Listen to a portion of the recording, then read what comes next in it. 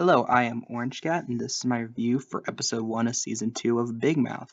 What I'm going to try to do is do a quick review for every day in which I'm not planning to do another video. Maybe I'll do a double upload here and there, but I'm going to try for one a day. I'm just going to put that out there first. First, I'll say I generally like this episode. Comedy in it was very amazing throughout.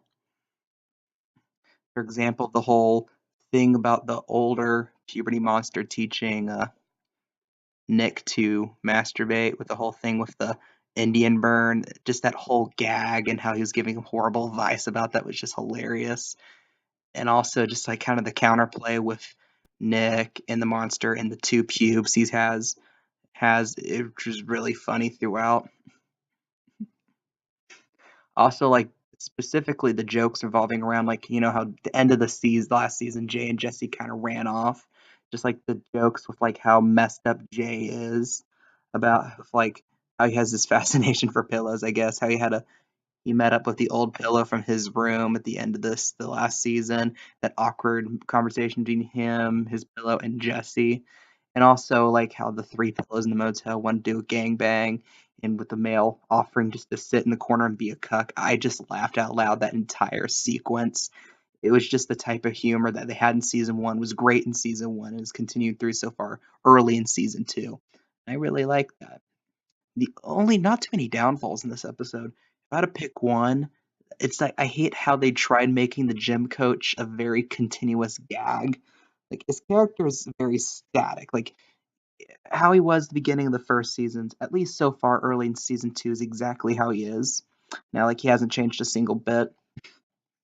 And also the fact they're relying on the same gags with him, like he's stupid, he's socially awkward, he's a weird man child.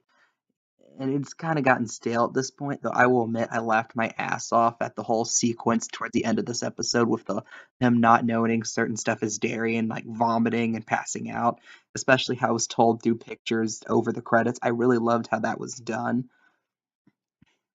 One other small nitpick was how they used Missy in this episode. She really only has one notable speaking point, and it was insequential to the episode. It actually made Andrew actually made the guy that oh my god, why am I forgetting his name? The brown haired guy that's like the other main character.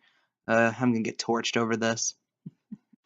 Made him feel bad, even though like she was supposed to like they were like in a relationship last season, but was still ended kind of on amicable terms.